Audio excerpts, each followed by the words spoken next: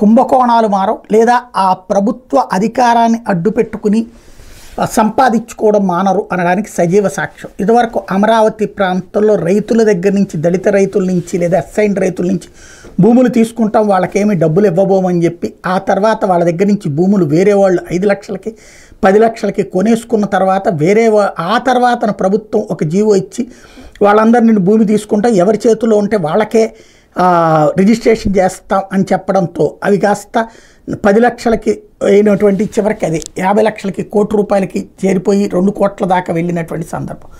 అప్పుడు అది కుంభకోణం అని వ్యాఖ్యానించినటువంటి వైఎస్ఆర్ కాంగ్రెస్ పార్టీ తను అధికారంలో ఉన్నప్పుడు ఏదైతే కాకినాడ సెజ్ ప్రాంతంలో మేము అధికారంలోకి వస్తే తీసేస్తామని చెప్పి ఒక కమిటీ వేసి వాళ్ళ భూములు వాళ్ళకి తిరిగి ఇప్పిస్తామని చెప్పి అలా తిరిగి ఇప్పించినట్టే భూములు ఇప్పించి వాళ్ళ దగ్గర నుండి వైఎస్ఆర్ కాంగ్రెస్ పార్టీకి సంబంధించిన నాయకుడు దాడిశెట్టి రాజా లాంటి వాళ్ళు భూమి కొన్నారు.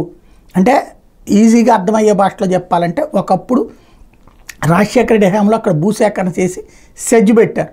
ఆ సెజ్ భూములు మీదన వాళ్ళు పోరాడినప్పుడు గతంలో చంద్రబాబు నాయుడు అవి తిరిగి ఇప్పిస్తానన్నారు. 2014-19 నాడు అది తిరిగి ఇప్పించలేకపోయారు.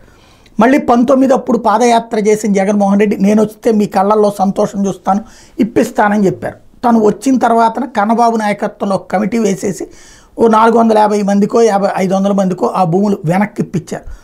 అలా ఇప్పించినట్టు ఇప్పించి ఆ భూముల్ని దాడిశెట్టి రాజా లాంటి వాళ్ళు కొనుగోలు చేశారు, వైఎస్ఆర్ కాంగ్రెస్ పార్టీ వాళ్ళు కొనుగోలు చేశారు తక్కువ రేట్లకే.